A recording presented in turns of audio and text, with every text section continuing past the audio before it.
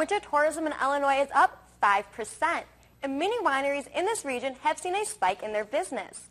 What wine tourists may not know is the Shawnee Wine Trail is the first area in Illinois to be recognized as its own winemaking region. Now, some universities actually win awards for their parking situation. The University of Kentucky is one of them. They use social media and the radio to keep students informed about the parking situations. Back to you in the studio. An attorney says Florida teen Trayvon Martin was talking on his cell phone to his girlfriend when he was confronted and shot by a neighborhood watch captain. Attorney Benjamin Crump says the phone log between Martin and his girlfriend rules out the claim that Martin was acting suspicious. Loretto, a proposed law could add a $5 charge for everyone entering a strip club that sells alcohol. If passed, the money would be used for community-based sexual assault prevention and response organizations like the Women's Center in Carbondale. In most states, motorcyclists are required to wear a helmet by law. Here in Illinois, riders still have the option of whether or not to wear it, and many decide not to. The plane is in a hangar now while investigators look at what caused the problem. Jenna, back to you. A hospital in Richmond County, North Carolina is dealing with an unusual problem. Bats are flying around the building. Catherine Bertram has the story. Well, Jenna and Loretto, husbands and boyfriends are not the only ones preparing for Valentine's Day. Many businesses around the community are working hard to make sure Valentine's Day is special this year. Jenna, Loretto, daycares are required to be licensed every 3 years, but due to a shortage in workers at DCFS, they have not been able to keep up with the inspections. However, here in Southern Illinois, many of the daycares have been inspected regularly. English poet Alexander Pope once said, "To err is human, to forgive is divine." But forgiveness, doctors say, can also help keep you healthy. Why? Here's CNN's Susan Hendricks with today's Health Minute. Jenna, Loretto, the Chancellor, President, and students all came out to witness the groundbreaking ceremony for the new Student Service Building. This building will hold 19 offices, such as financial aid, transfer student services, and new student programs, all in the same building, something that the SIU campus surely needs.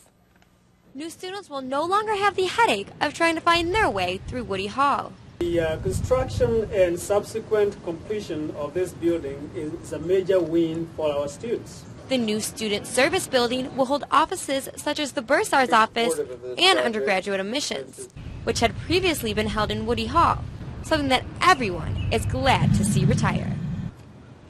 The Woody Hall Shuffle will be history. Students call it the Woody Shuffle because you're constantly going in and out from one side to the other. It's so confusing, and it's just a great idea to have them all in just one building. The new center is aimed for students. This building truly belongs to the most important constituency we have, our students. And will also improve the look of campus. This building will create a new entryway to our campus, and with a design that's very similar to the architecture of the older part of campus, we will really truly see a connection to the campus for all visitors. SIU student Clayton Armstrong thinks this new center will help students. Be a close place for them to, ask questions instead of going all over campus to getting that information. He also thinks that this could help with enrollment. Having that place will, give students a better feel for campus life and less of a stress for it. The new Student Service Building is expected to be finished by June 2013.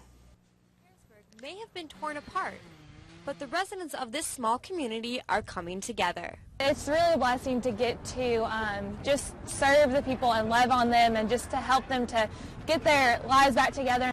With the help of many national groups, such as Operation Blessing, the town is slowly cleaning up the tons of debris left by the storm. During disasters, we're on the ground within 24 hours, providing disaster relief and volunteer coordination.